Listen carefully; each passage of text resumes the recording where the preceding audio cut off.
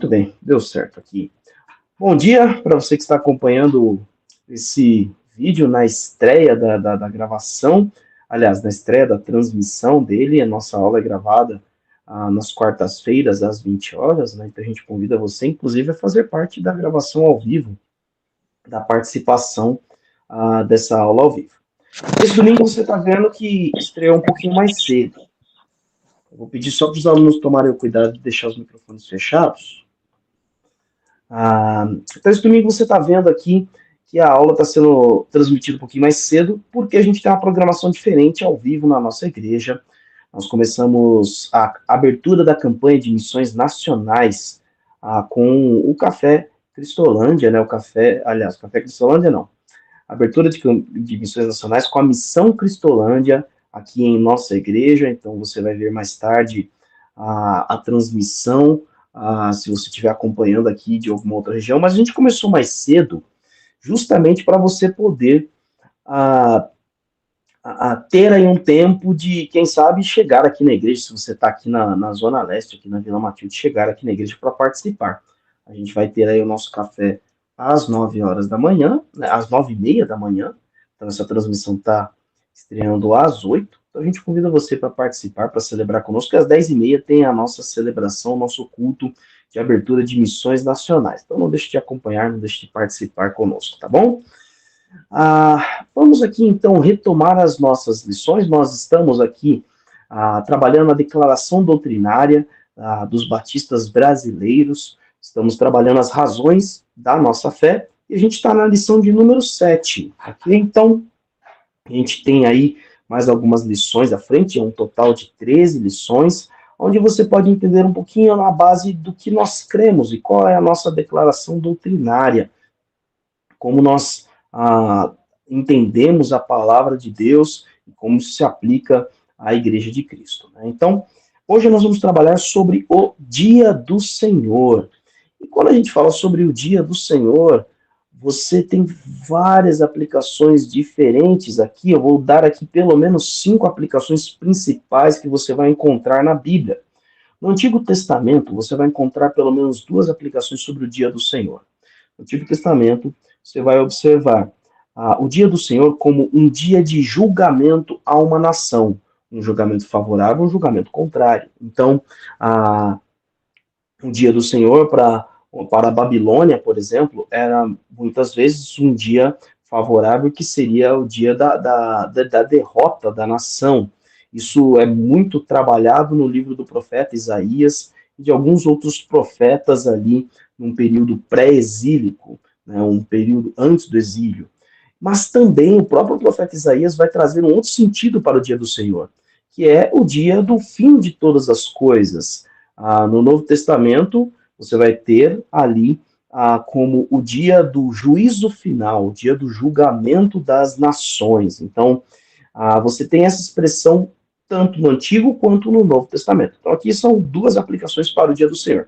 A terceira aplicação é colocada, por exemplo, no livro de Apocalipse, como o dia do arrebatamento, também falado ali pelo apóstolo Paulo aos Tessalonicenses, a primeira carta dos Tessalonicenses, como o dia do arrebatamento dos cristãos. Então, todo aquele que confessa Jesus Cristo como Senhor e Salvador, um dia, se não tiver morrido, ele irá para os céus quando Cristo retornar.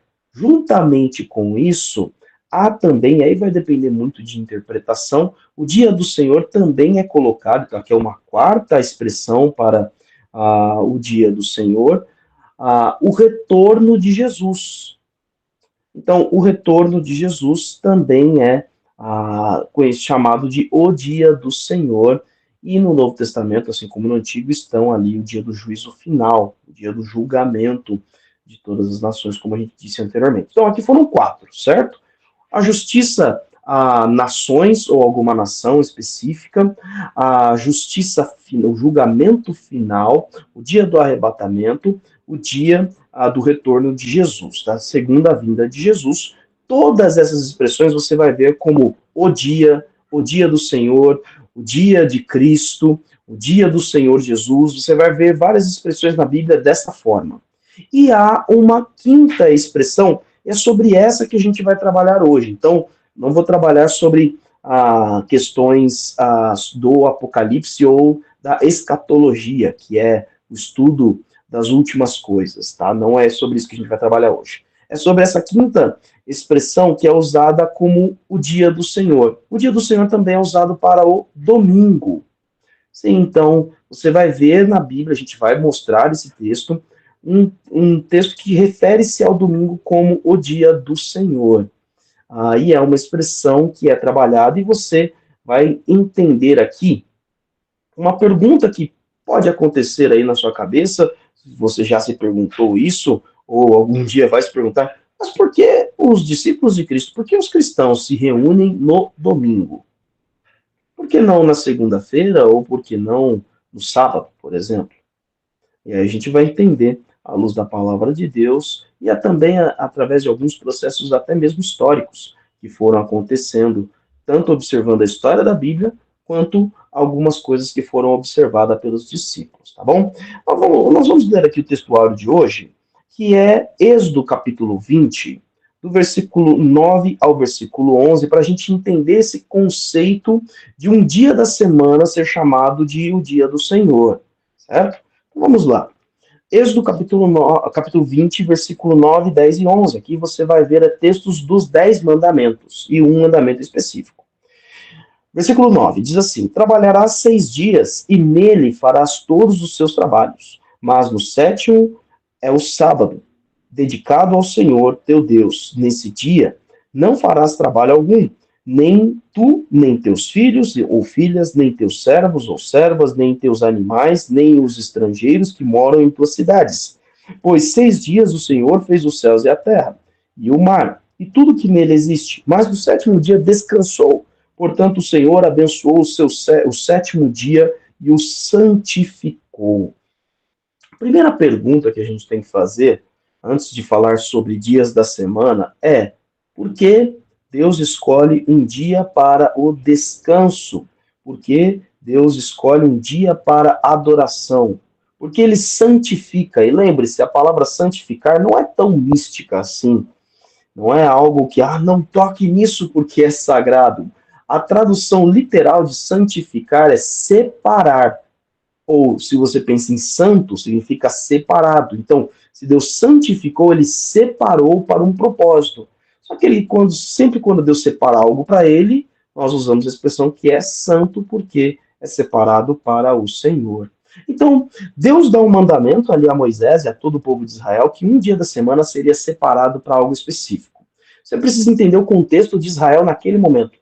Israel viveu 400 anos ali sobre um governo do Egito, e logo depois da morte de Moisés e de todas as autoridades, Moisés não, desculpa, confundi, da morte de José, filho de Jacó, e toda a autoridade que viveu com ele, então os israelitas, ou os hebreus, como eram chamados, eles foram submetidos a trabalho forçado, que hoje a gente chama de trabalho escravo. Então eles se tornaram escravos do Egito. Um escravo, ele só tem um único fim: trabalhar. Naquela época era da mesma forma. Nós estamos falando há cerca de 3.500 anos atrás. Então, um escravo, ele trabalhava, você já ouviu a expressão de sol a sol? Então, o tempo todo, só quando o sol se punha, né? Então, por isso, de sol a sol, ele trabalhava durante todo esse período, descansava à noite, já que não dava para trabalhar à noite, e no outro dia trabalhava. E não tinha descanso. Ele era um escravo, ele era um objeto, uma propriedade. Era assim que eram enxergados os escravos. Por isso se comprava e vendia uma pessoa, como se estivesse fazendo com um animal, por exemplo. Pense você, 400 anos. Quantas gerações nós estamos falando aí? Olha, se for pegar aqui, geralmente em um século, você tem numa família cerca de 3 a 4 gerações. 400 anos, vamos colocar ali que os primeiros 100 anos que eles passaram no Egito não foram escravos. Mas vamos colocar ali, não do trabalho forçado, mas 300 ali. Então, estamos falando de pelo menos Deixa eu fazer a conta de cabeça rapidinho aqui. 12 gerações, pelo menos 12 gerações, que só aprenderam a trabalhar de sol a sol. E Deus agora, que liberta o povo de Israel no deserto, quer formar um povo para si, um povo santificado, um povo separado. E ele seria diferente de todas as outras nações. Ah, você tem agora, então, o povo dizendo, olha, Deus dizendo ao povo, vocês não vão viver como vivem as outras nações. As outras nações não têm um tempo de descanso. Vocês terão. Vocês terão um tempo para descansar, e é muito interessante como o próprio Deus, ele se coloca ali como o padrão para o povo. Eu criei o mundo em 6 dias, e no sétimo eu descansei. Não porque estava cansado, mas para mostrar a vocês que deveria haver um descanso. Então, aqui é um padrão que Deus coloca. Também há um outro padrão que é um padrão para a adoração, e era diferente das outras nações. Não havia uma rotina diária, era simplesmente vou até o templo do meu Deus para prestar algum culto, algum sacrifício, para obter algum benefício. E a adoração a Deus seria de maneira diferente. A adoração não seria para você alcançar alguma coisa das mãos de Deus. Então Deus começa a estabelecer um padrão. Ele separa um dia da semana, e ele separa o sábado, ah, para justamente trazer à nação de Israel um descanso, e aí você vê, é toda a nação. É uma nação que teve escravos também. Quando você lê servos e servas, ele está falando de escravos. Mas ele vai dizer, ó, vocês não vão tratar os seus escravos do mesmo jeito. É uma nação que tinha seus animais, vocês não vão tratar os animais do mesmo jeito. Tudo vai descansar no sétimo dia. Todas as pessoas, mesmo aqueles que não pertencem à nação, os estrangeiros, todo mundo vai descansar no sétimo dia. E todos vão se dedicar à adoração ao Senhor. Então, esse foi o contexto e a instituição do sábado. Já a pergunta é, por que os cristãos começaram a se reunir em outro dia da semana? E uma coisa importante, um cristão, nós na Igreja Batista, nós não guardamos o domingo. Não é a mesma expressão que era usada como a guarda do sábado. Nós nos reunimos no domingo, é algo diferente. Nós separamos o domingo para a adoração coletiva, e a gente vai entender isso em alguns termos melhores. Mas antes disso, vamos observar aqui justamente a motivação. Por que os discípulos, eles então se reuniam, começaram a se reunir nos domingos para ter esse tempo de adoração coletiva? Vou pedir a um dos alunos que está aí comigo, ou dos professores, leia para mim Marcos, capítulo 16, versículo 9. Marcos 16, 9. Quem achou pode ler. Citou na madrugada do primeiro dia da semana, apareceu primeiramente a Maria Madalena, de quem havia expulsado 7 demônios. Então você tem essa primeira evidência de Marcos 16, 9. Claro, leia, se você ler o capítulo 16 de Marcos, ou o capítulo 20 de João, ou o 28 de Mateus, e assim por diante, o 23 de Lucas, você vai ver toda a história da ressurreição com mais detalhes, né? Mas o versículo 9 resume bem. Jesus, ele ressuscita no primeiro dia da semana. O primeiro dia da semana era o domingo, né, para o judeu. Aqui é uma narrativa na perspectiva de um judeu, e ele está ali explicando. O sétimo dia para ele era o sábado, logo o primeiro dia era o domingo. Então Jesus ressuscita no domingo. Não só ressuscita, como ele aparece aos seus discípulos e aos apóstolos no domingo. Olha João 20, 19. João 20, 19 diz assim: ao cair da tarde, daquele primeiro dia da semana, estando os discípulos reunidos a portas trancadas, por medo dos judeus, Jesus entrou, pôs-se no meio deles e disse: paz seja com vocês.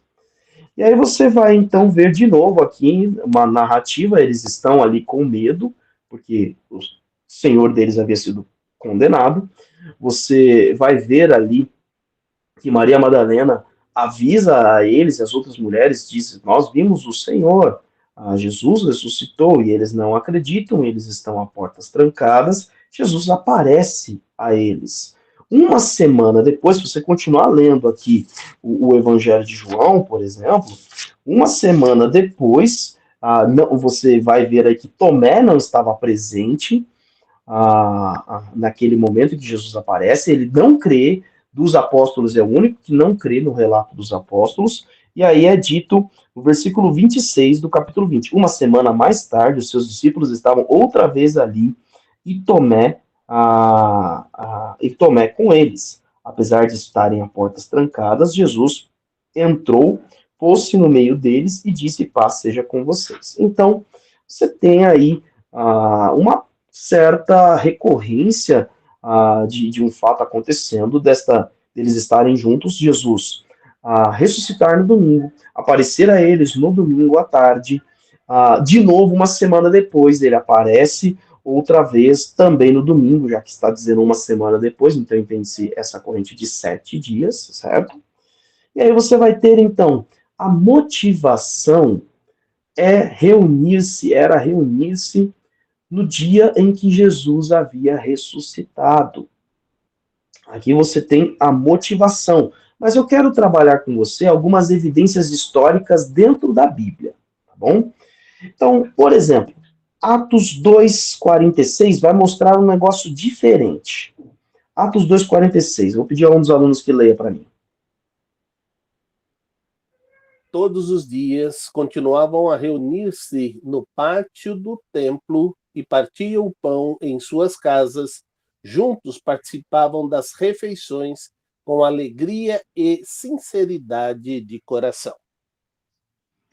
Olha que coisa interessante. Aqui as coisas mudaram. Porque o padrão é que não há mais padrão. Então, não há mais um dia específico de adoração naqueles primeiros momentos, naqueles primeiros dias, como havia para o povo de Israel. E aí deixa eu explicar. O que era o culto para o povo de Israel? Não era apenas uma reunião numa sinagoga, então não é o padrão que nós temos de culto hoje. O culto era você ir até o templo, levar o seu sacrifício, levar a sua oferta e apresentar isso ao sacerdote.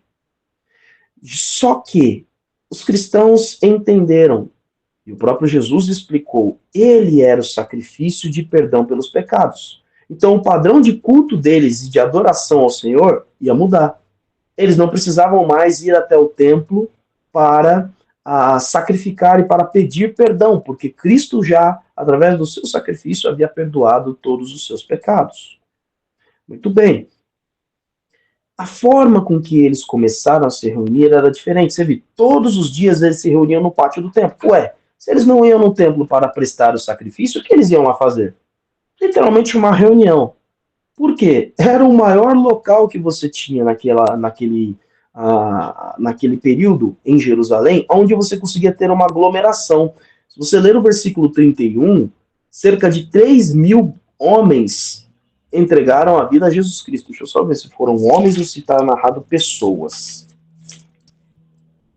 41 pessoas. Cerca de 3.000 pessoas entregaram a vida a Cristo. Então, uma igreja que tinha, no capítulo 1 de Atos, 120 discípulos, agora tem 3.000.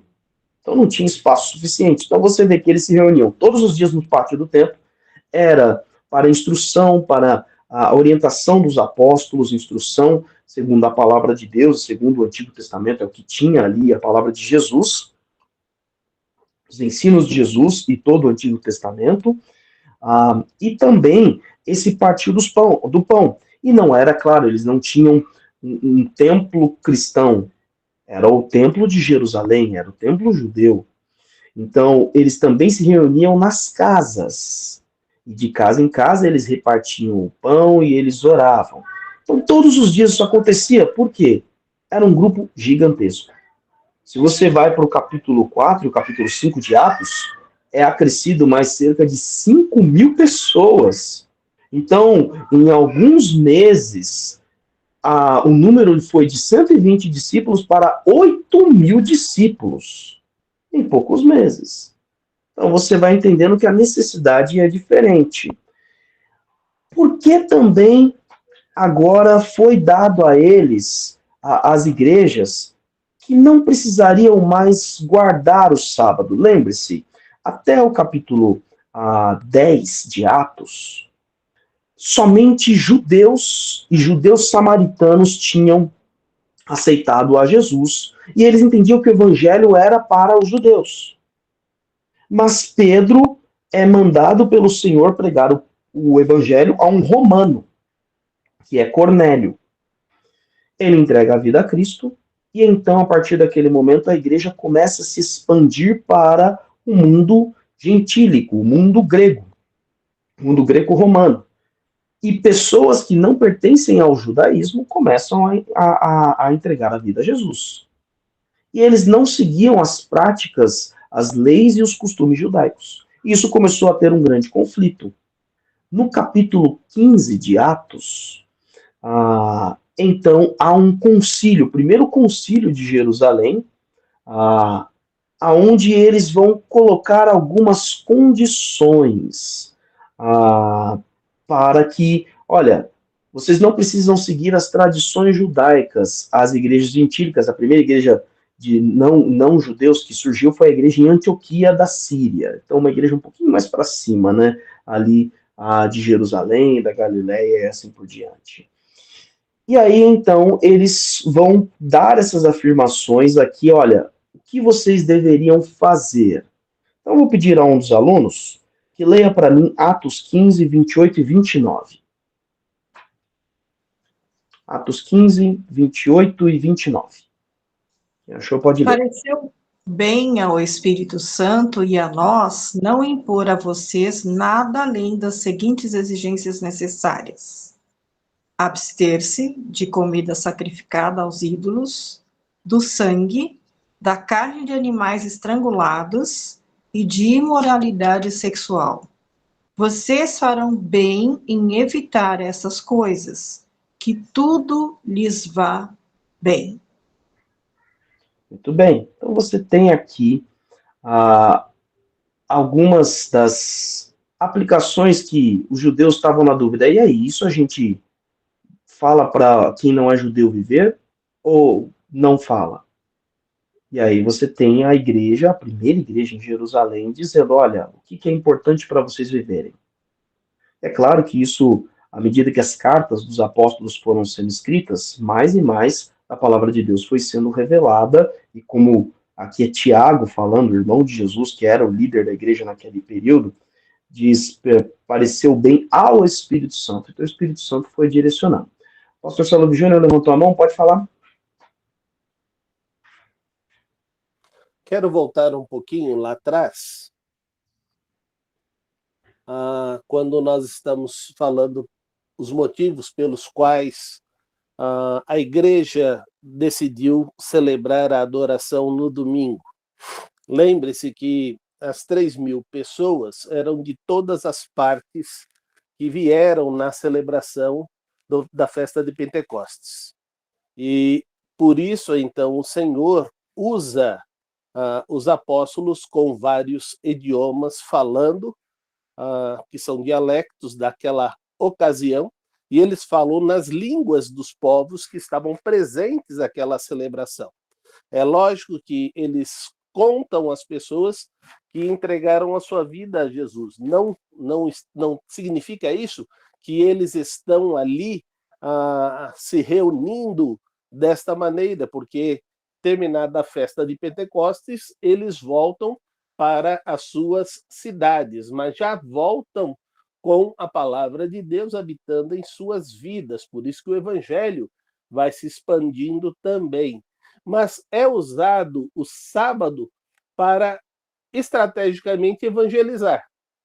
E no domingo e nos outros dias da semana era usado para o discipular destes que hoje nós fazemos como células ou pequenos grupos nas igrejas atuais.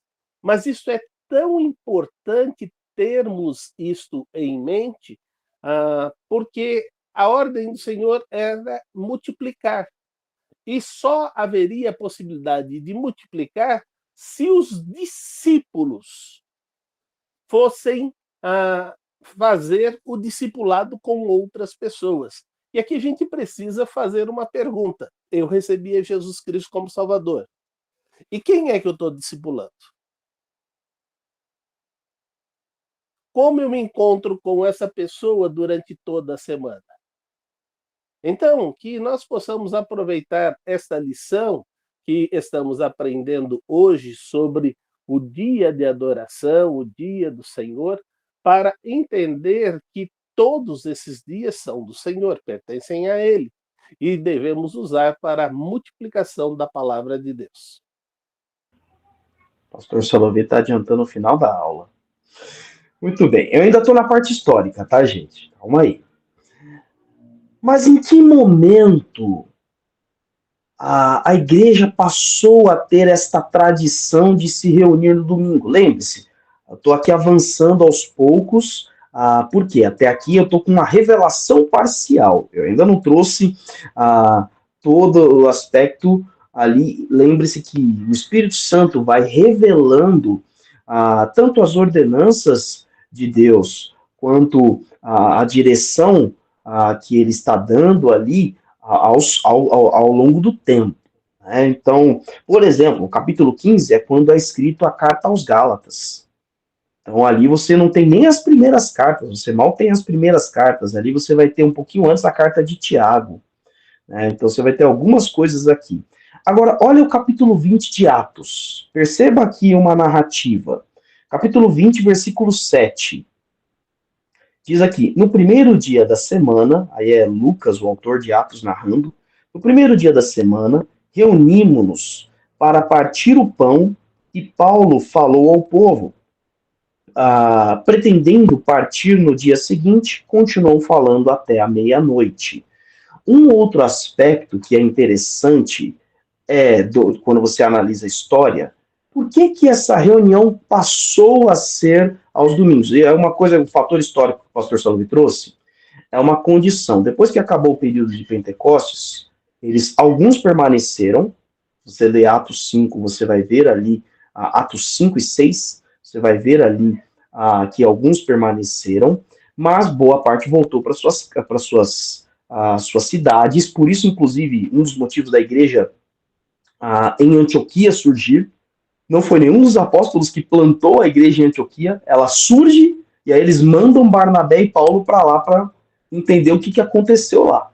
Ou seja, olha que interessante, não foi nenhum dos 12 que plantou ali aquela igreja, foram outros discípulos que voltaram para suas respectivas cidades, tá bom?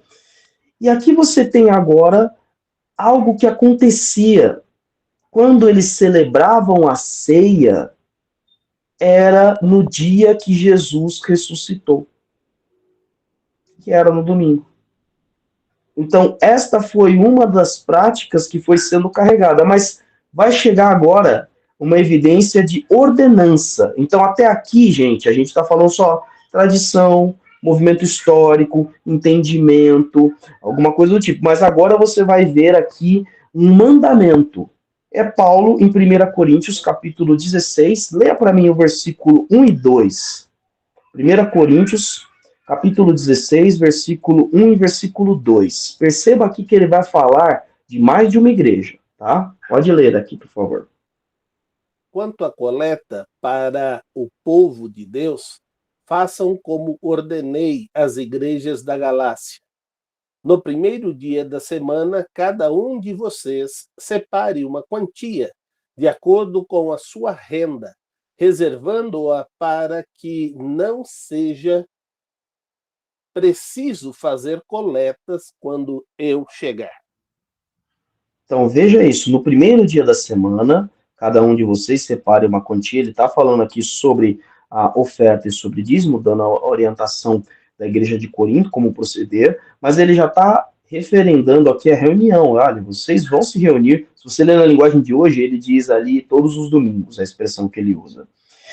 Separa ali uma quantidade, porque eu vou ali passar. Mas perceba, ele diz antes, façam como ordenei as igrejas da Galácia. As igrejas da Galácia foram plantadas pelo apóstolo Paulo, E é uma coisa interessante, a carta aos Gálatas não é a carta a uma igreja, é a pelo menos 4 igrejas. A Galácia era uma região que o Império Romano dividiu ali, uma parte da Turquia, né, mais ou menos ali para o meinho da Turquia, indo para a ponta ali dela.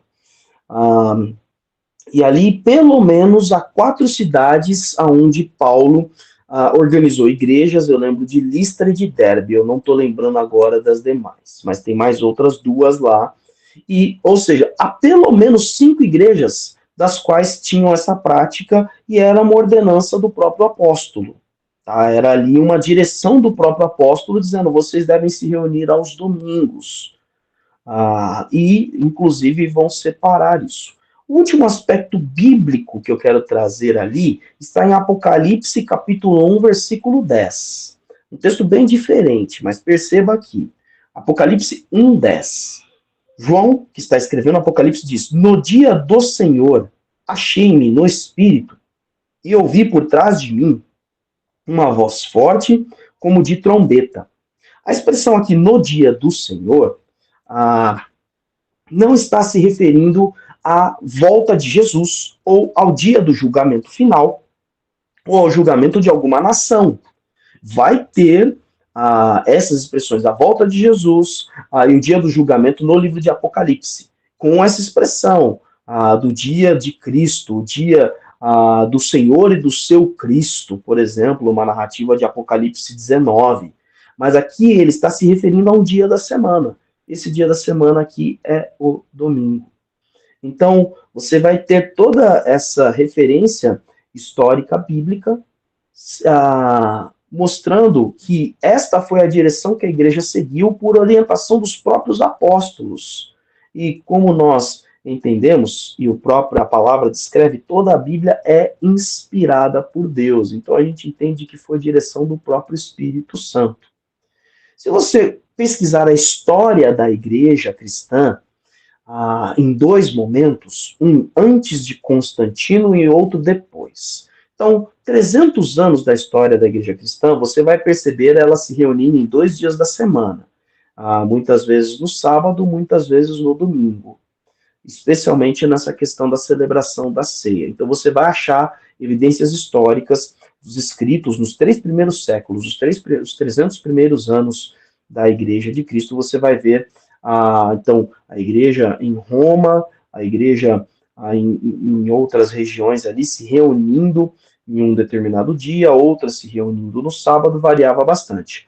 A partir do ano 300, aliás, a partir do século 3, quando Constantino, imperador de Roma, se converte, ele institui que o culto seria no domingo. E aí, a partir daí, seguiu isso como uma tradição. Não é por conta do Império Romano, era algo que já existia, mas o Império Romano, uma vez que é decretado como cristão, coloca o domingo como este chamado o dia do Senhor. Tá? Então, eu quero trazer para você referências bíblicas e históricas do porquê nós nos reunimos aos domingos e entendemos pela palavra de Deus, não por uma ordem de algum imperador na história, mas porque pela palavra de Deus é um dia que nós devemos separar. Agora, mais importante do que toda essa evidência é por que eu devo me reunir como igreja ou com a igreja aos domingos. O primeiro aspecto é um princípio do Antigo Testamento e do sábado que permanece. Você deve sim ter um dia da semana para descanso. Se você não tiver, você vai morrer. Essa é a realidade. Se quem não tem, quem trabalha de segunda a segunda, vai gerando uma série de problemas de saúde. Problemas que hoje a gente já consegue, através da medicina, através da psicologia, diagnosticar ali a questão do estresse e quais são as doenças que o estresse causa no corpo. Então, se você não tem um dia da semana de descanso, você vai matar o seu corpo mais cedo. Isso se não tiver um mal súbito, né, como a gente usava a expressão antigamente, né, uma parada cardiorrespiratória, por exemplo. Então, é fundamental que você, como um filho de Deus, você como uma filha de Deus, busque ter um dia da semana como descanso. E a palavra de Deus vai nos direcionar para que você tenha o domingo como o descanso. Então, esse princípio que era usado para o sábado no Antigo Testamento, nós mantemos ainda. Nós ainda vivemos desta mesma forma, separando sempre pelo menos um dia da semana para descansar. Mas há mais do que isso, porque eu não estou falando só de descanso, eu estou falando de reunião, porque a Bíblia nos diz que nós devemos nos reunir. Eu vou pedir aí a um dos alunos que leia para mim Hebreus 10, do 24 ao 25. Hebreus 10, do 24 ao 25. Quem achou pode ler. E consideremo-nos uns aos outros para incentivar-nos ao amor e às boas obras. Não deixemos de reunirmos como igreja, segundo o costume de alguns, mas encorajemo-nos uns aos outros ainda mais quando vocês veem que se aproxima o dia. Alguns dos aspectos aqui, ó, só um detalhe, você viu aqui se aproxima o dia, é o dia da vinda de Cristo, né? Então você vê que essa temática, ela continua aqui trabalhando. Aqui o dia, ele não está falando domingo, ó, quando você vê que está se aproximando do domingo, não, aqui não confunda. Para você ver que realmente é fundamental você fazer uma boa exegese hermenêutica, uma boa interpretação de texto, interpretação ali das palavras do texto, né? Mas vamos trabalhar aqui quais são os benefícios. Por que eu tenho que me reunir aos domingos? Por que eu tenho que me reunir com a igreja? E aí ele vai trabalhar aqui. Consideremo-nos uns aos outros para incentivar-nos ao amor e às boas obras. Então, primeiro aspecto, quando você deseja praticar, obedecer a Deus, e aqui o obedecer é literalmente o amar e fazer a vontade de Deus, que é a expressão boas obras, não dá para fazer isso sozinho. Mas é claro que dá.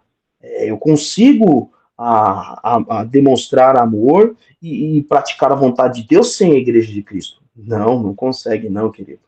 Deus criou a igreja justamente para você exercitar o amor dele entre os irmãos, e olha, isso daí você não tem como rebater. Jesus Cristo vai dizer, lá em João 15, vocês serão meus discípulos se amarem uns aos outros. Se amarem uns aos outros, serão chamados meus discípulos. Ele vai falar isso em João 13 também. Aí a primeira carta de João vai dizer de uma maneira bem clara, amados, nós devemos amar uns aos outros como Cristo nos amou. Então, esse amor é primeiro exercido na igreja. Primeiro, entre os irmãos em Cristo. É a primeira prática e demonstração de amor. E esta ação você vai aprender, então, dentro da igreja. Como, então, eu devo amar de maneira perfeita? E também como eu devo praticar a vontade de Deus, a expressão boas obras? Isso só é possível aprender na igreja de Cristo. Ou seja, quando você deixa de se reunir com a sua igreja, você deixa de praticar o amor da forma com que Deus espera e praticar a vontade de Deus da forma com que Deus espera. Por isso, querido, você que acompanha pela internet, uma coisa é você ter a internet como uma ferramenta. Por exemplo, estou hospitalizado, estou enfermo, a gente teve aí o período de Covid, estou com Covid, não quero passar essa doença contagiosa para alguém, ou estou fragilizado por um tratamento, não posso correr o risco de pegar nenhum vírus ou algo do tipo. Você tem a internet para acompanhar o crescimento através da palavra de Deus, para você ter esse suporte. Mas não substitua jamais a comunhão, a reunião com as pessoas. Porque com o tempo isso vai se esfriando e você vai virando um consumidor, um sommelier de sermão, de mensagem. Esta mensagem ela foi edificante. Esta não foi. Meu irmão, se a palavra de Deus está sendo lida, Deus falou. Você não foi chamado para julgar ali a palavra de Deus ali, isso daqui é bom, isso daqui não é. Claro, você deve buscar pessoas que estão pregando a palavra de Deus, né? É disso que a gente está falando. Mas não substitui, porque a prática do amor, eu não consigo, por exemplo, praticar um amor verdadeiro com os meus pais estão participando aqui da aula, a Cíntia está participando aqui da aula, eu não consigo dar um abraço neles por aqui. Não adianta eu abraçar o celular. Se eu abraçar aqui o celular, nenhum deles de fato vai se sentir abraçado. Por mais que a tecnologia avance, e tem aquele filme Jogador Número 1, que é um filme muito legal nesse sentido de realidade virtual, ele até coloca uma roupa onde você consegue sentir o toque da outra pessoa, não é a mesma coisa. É uma simulação daquilo que é real, mas é uma simulação, não é real de fato. Então, o exercício do amor, você só vai conseguir enxugar a lágrima do rosto de alguém estando aqui e passando a mão no rosto. Você só vai conseguir colocar alguém para chorar no seu ombro quando você estiver com o seu ombro ali perto dela. Não é só perguntar, faz a prática.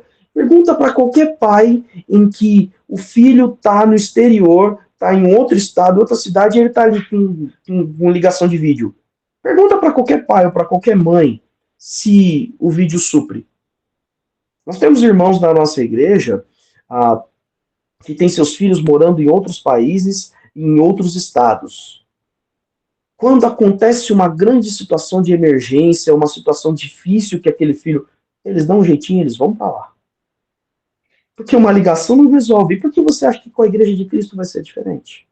Então a Bíblia ela é bem clara. Se você deixar de frequentar a igreja, de estar presente, de se reunir como igreja, presta atenção nisso, presta atenção nessa expressão. Se reunir como igreja. A igreja não é a Rua José Mascarenhas, 1789. Esse é o endereço onde a igreja se reúne. Mas a igreja pode se reunir em outro endereço. A aglomeração é o ajuntamento de pessoas que é a igreja reunida. E ali você tem a oportunidade de rir com aqueles que estão ali se alegrando por uma bênção que receberam, de chorar com aqueles que estão chorando por uma luta que estão passando, de abraçar, de servir. Lá a gente tem o nosso café da manhã, então você pode chegar lá e servir um copo de suco, um café, um pãozinho, ou pode trazer o seu pão. A gente come lá uma baguete recheada com frango, com calabresa. Tem um irmão ali maravilhoso, o irmão Hamilton participa conosco aqui, ele traz pão de metro, oh, coisa maravilhosa. Quero ver você experimentar um pão de metro virtual aí. Então, você perde as oportunidades de servir as pessoas com seus recursos, servir as pessoas com o seu tempo, com o seu abraço. Você não consegue praticar as boas obras, a vontade de Deus. Então, pastor, eu acompanho as programações da igreja, mas eu moro longe da Igreja Batista de Vila Matilde. Deve ter alguma igreja cristã, uma igreja que prega a palavra de Deus aí perto de você. Eu recomendo sempre que procure uma igreja batista, mas pode ser que às vezes não tenha. Procure uma igreja que prega a Cristo, que vive o Evangelho, que prega a Bíblia. Então, você pode usar os recursos da igreja como ferramentas de aprendizado, mas jamais de substituição para este convívio da igreja. Mas o versículo vai trabalhando mais. Olha o versículo 25. Então, não deixemos de reunirmos como igreja segundo o costume de alguns. Olha, lá no tempo da carta aos Hebreus já tinha gente que estava deixando a prática, e lá não tinha recurso virtual, não, de se reunir como igreja. Mas olha que interessante, como ele diz, mas encorajemo-nos uns aos outros. Querido, a palavra encorajar é uma das palavras mais fortes do Novo Testamento. Ela vem justamente da palavra paráclito. E essa palavra paráclito, ela é aplicada ao Espírito Santo. Quando Jesus fala, enviarei um outro consolador, a palavra paráclito e a palavra encorajar, ela é traduzida de várias formas. É o encorajador, é o conselheiro, é o consolador, é o ajudador. Tem mais algumas outras, mas vamos trabalhar essas 4. Então, ele está dizendo, olha, mas consolemos, encorajemos, aconselhemos, ajudemos. Tudo isso nessa única palavra. Se você não se reúne como igreja, se você não está junto da igreja, você não será consolado. Você não será encorajado. Você não vai ter um encorajamento para enfrentar os desafios do mundo nessa semana. Você não vai ter conselho da parte do próprio Deus. Você não vai ter ajuda. Então, isto que é fundamental, ele diz, ainda mais quando vocês veem que se aproxima o dia. A palavra de Deus o tempo todo vai dizer, olha, quando o próprio Jesus vai falar, quando o dia estiver próximo, o dia da minha vinda estiver próximo, as coisas vão ficar mais difíceis para vocês que estão me seguindo. Para vocês que são os meus discípulos. Então, filho, deixa eu te dizer uma coisa. As coisas não vão facilitar para você. Você precisa da igreja porque Deus colocou essa necessidade. Precisa reunir-se não só para ser encorajado, mas para encorajar também. Para aconselhar também. Para fortalecer também. Para consolar também.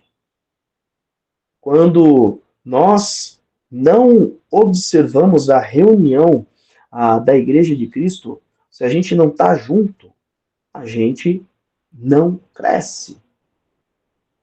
E uma das coisas também que eu quero deixar bem claro, o pastor Salovi disse justamente essa expressão, não é da mesma forma, o domingo é um dia sagrado, não é igual ao Antigo Testamento. O domingo foi um dia que nós escolhemos para adorar a Deus. Ué, mas eu não posso adorar a Deus em outro dia da semana? Jesus deixou bem claro que sim. Quando você lê a conversa de Jesus e a mulher samaritana, no capítulo 4 do Evangelho de João, do versículo 21 ao 24, Jesus deixa bem claro que você adora a Deus em qualquer lugar que você estiver, em espírito e em verdade. Então você pode usar a justificativa. Mas eu posso adorar a Deus na minha casa? Pode e deve. Eu posso adorar no meu trabalho? Deve. Não é só pode, não. Adora no trânsito também, tá? Adora no trânsito quando você levar aquela fechada bonita, quando o trânsito estiver horrível, quando o motoqueiro passar buzinando ali, ou quando você que é motoqueiro, o carro te fechar sem dar seta nenhuma. Adora a Deus ali, meu filho. Quando o motorista do ônibus tá dirigindo muito mal ali, de uma maneira muito truculenta, adora a Deus. Quando você que é motorista de ônibus, filho de Deus, está dirigindo ali, os passageiros estão ali na sua letra, adora a Deus. Então, adorar a Deus o tempo todo. O que eu estou falando aqui é adoração coletiva. Adoração coletiva, a igreja reunida é a igreja reunida. Você não adora, você não está adorando durante a semana como corpo de Cristo. Tá? Agora, essa prática do amor e das boas obras, ela é só no domingo? Não. Você vê a igreja, logo nos seus primeiros dias, todos os dias eles serviam uns aos outros. Então, querido, você também deve, durante a semana, servir e demonstrar amor aos seus irmãos. Não espere só no domingo para repartir um pão. Amanhã é feriado. Eu quero saber quantas pessoas aqui ligaram para algum irmão em Cristo, ligaram para alguém da sua igreja, falou, vamos amanhã, vamos passear num parque, vamos fazer tal coisa, vamos a tal lugar. E isso também é exercício do amor cristão, e isso também é reunião. A gente tem o domingo para se organizar melhor. Para que toda a igreja tenha de maneira oficial, olha, todos nós temos que estar juntos nesse dia da semana, onde nós separamos para descanso e para uma adoração e um culto coletivo ao Senhor. Mas tem mais. Eu vou encerrar com esse último texto aqui. Leia para mim Efésios, capítulo 4, versículos de 11 a 13. Efésios 4, de 11 a 13. Quem achou pode ler.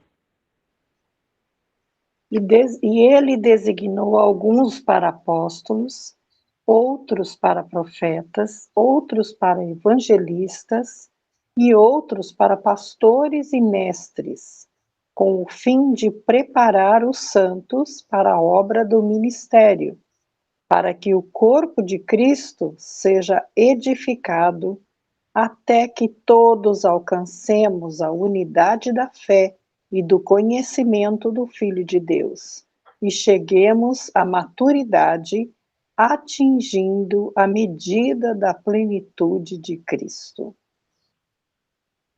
Eu leio o versículo 11 e eu fico maravilhado como Deus é infinitamente sábio, aonde ele coloca aqui na figura de 5 homens aqui, 5 pessoas, apóstolos, profetas, evangelistas, pastores e mestres. Se você observar, esses 5, cada um deles tem um dom ou uma característica de Jesus. Jesus era o apóstolo, a palavra apóstolo significa enviado. Ele é o enviado de Deus, ele é o apóstolo. Ele também é o profeta. E até muitas vezes há a expressão, o senhor é o profeta que havia de vir, porque inclusive ele veio trazer a palavra de Deus ali, e ele é a própria palavra de Deus, então ele é o profeta. Mas ele também é o evangelista é aquele que traz o evangelho, e quando você lê o evangelho de Marcos, por exemplo, ele diz, Jesus foi pregando o evangelho, as boas novas do reino, significa a palavra evangelho, e por onde ele ia. Ele é o pastor, o supremo pastor, como diz o apóstolo Pedro, ou como diz o Evangelho de João, e ele é o mestre. Só que o que é tão maravilhoso? Deus não colocou esses 5 dons num único homem, numa única mulher, numa única pessoa. Só Jesus é assim. Deus colocou em várias pessoas esses 5 dons. Então, pelo menos 5 você precisa para que você seja preparado. Ou seja, não dá para viver sozinho no reino de Deus, querido. Você precisa estar reunido, e aí ele já põe o propósito. Olha o versículo 12. Para preparar os santos para a obra do ministério. Entenda o seguinte, se você não se reunir como igreja de Cristo, você jamais, grava isso, você jamais estará pronto para fazer a obra de Cristo. Você jamais estará pronto para cumprir o ministério que Cristo tem te chamado. Você não vai conseguir fazer a vontade de Deus se você não se reunir como igreja. O texto aqui ele é bem claro. Outra coisa, para que o corpo de Cristo, então para a igreja de Cristo, seja edificado. Uma coisa que eu tenho falado aos jovens da nossa igreja, algumas vezes eu tenho falado ao púlpito da nossa igreja, você deve ler a Bíblia, você deve orar, você deve jejuar, o que a gente chama das disciplinas espirituais, você deve ter o seu momento de devocional todos os dias.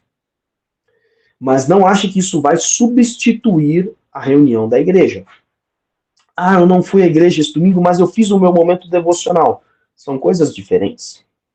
Porque, inclusive, você até pode, no seu devocional, na sua leitura, estar interpretando alguma passagem de maneira errada.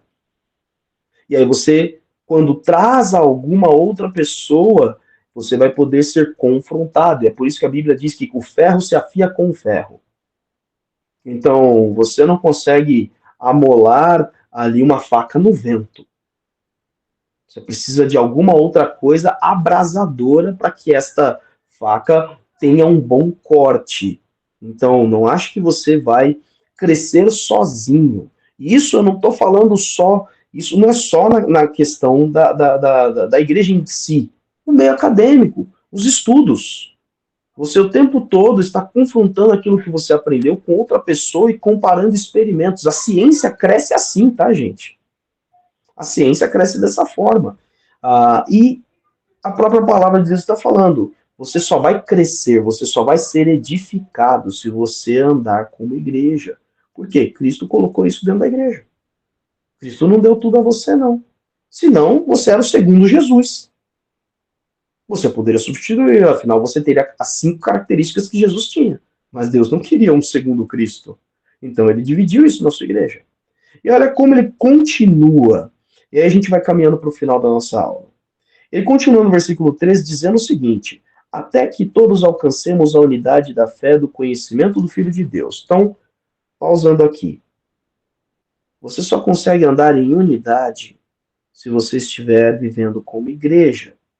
E a unidade, aqui está dizendo a unidade da fé, então, as pessoas terem o mesmo pensamento de fé em Jesus Cristo e o conhecimento de Cristo, o conhecimento do Filho de Deus, só como igreja. Tem mais. Cheguemos à maturidade, diz o versículo 13. Um cristão maduro só é maduro se ele anda com igreja.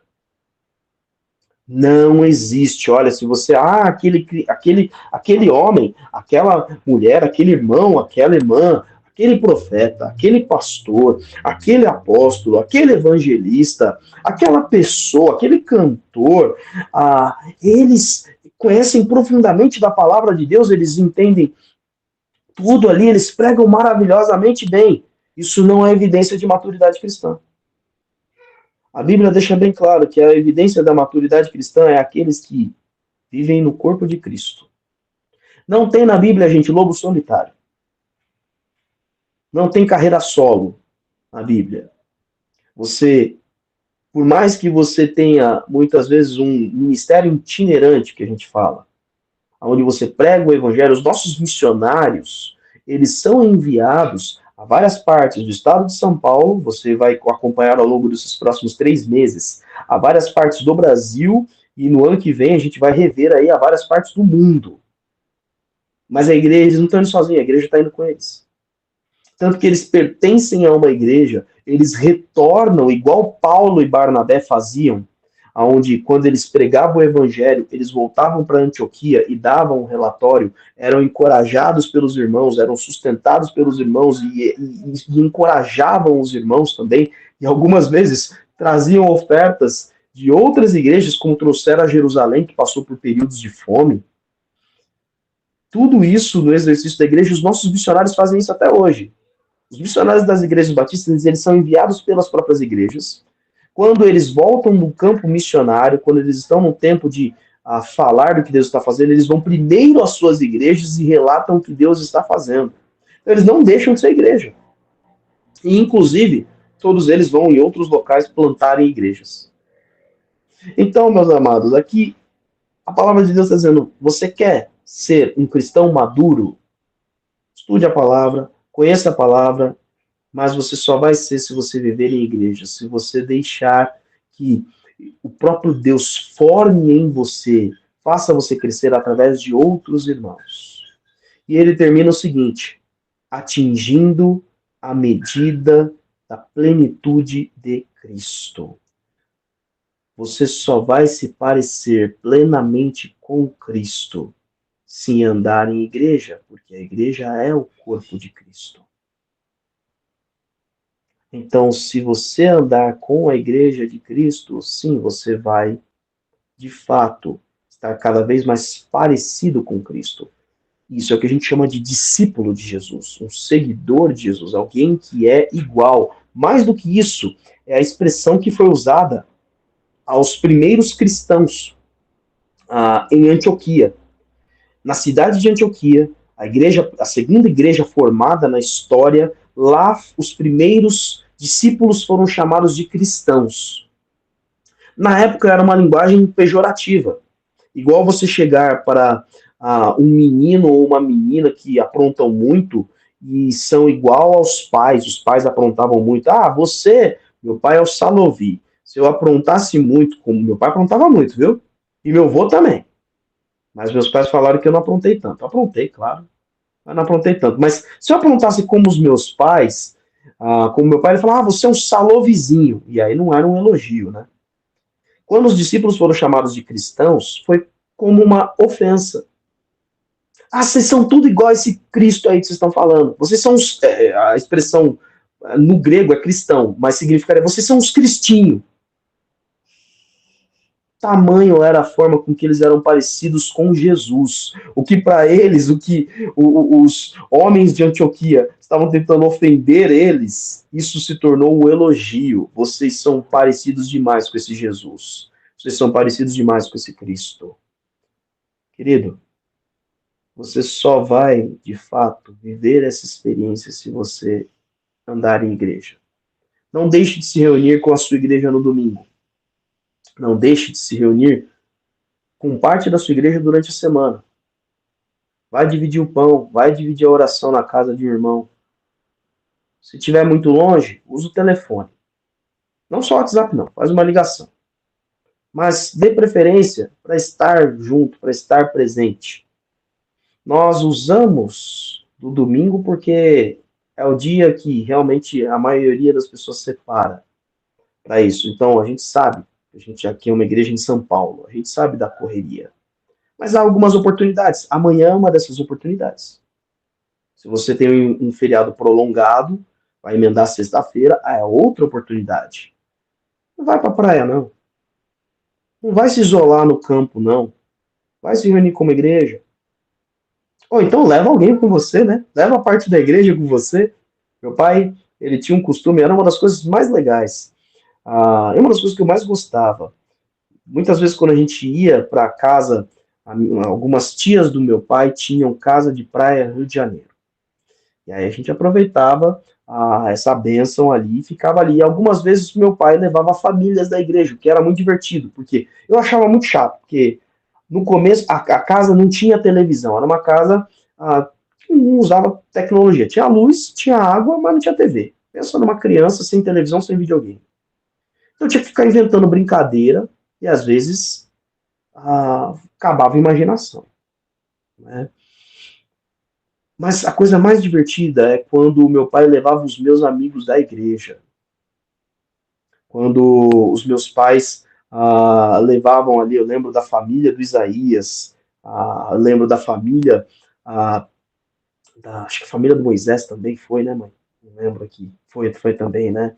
Alguns primos meus também foram ali várias vezes. E era muito divertido, porque aí eu tinha gente para brincar e pronto. Aí a brincadeira durava horas e dias. E era da mãe, as mães têm que chamar e falar, vem brincar. Viver na igreja. Foi ali que a gente desenvolveu amizade, cumplicidade, irmandade em Cristo. Então, querido, aproveita essa semana, vai viver a igreja. Agora que a gente tem um tempo para se separar. E domingo, eu quero ver você reunido na sua igreja, você que faz parte da Igreja Batista de Vila Matilde, reunida como igreja, para demonstrar amor, para demonstrar serviço, para partilharmos da vontade de Deus, das boas obras do Senhor. Espero que essa aula abençoe sua vida, espero que tenha falado ao seu coração. A gente está te esperando, agora são cerca aí de 9 horas da manhã, um pouquinho disso aí, dá tempo de você chegar aqui na Vila Matilde para tomar café da manhã com a gente, conhecer mais sobre a Missão Cristolândia no centro de São Paulo, que atua junto aos dependentes químicos ali na região da Cracolândia. Então a gente vai tomar café, 1 hora de café da manhã, hein? Um café bem servido, 1 hora de café da manhã vai ter aqui, e depois de uma celebração maravilhosa. Não perca essa oportunidade, é uma oportunidade única na vida do que Deus está fazendo. Querido, Deus faz algo que os homens não estão conseguindo, que as pessoas não estão conseguindo, que a ciência não faz, que a reeducação não faz, que a psicologia não faz. Deus está restaurando homens e mulheres a um modo mais perfeito do que antes deles estarem na dependência química. Coisa que ninguém consegue fazer, coisa que o governo não consegue fazer. Deus está fazendo através da Missão Cristolândia. Então vem conhecer, vem participar e ver como você pode se envolver nesse projeto missionário que nasceu no coração do Senhor, tá bom? Grande abraço, Deus abençoe a vocês, uma boa semana na presença do Senhor e esperamos você logo em breve, tá bom? Pastor Cristiano, obrigado pelos ensinamentos. Como é importante para nós, os cristãos, valorizarmos esse convívio aos domingos ou em qualquer outro dia. Vamos valorizar isso. Vamos sair sempre ganhando e sendo abençoados. Amém. Amém. Até logo, queridos. Deus abençoe.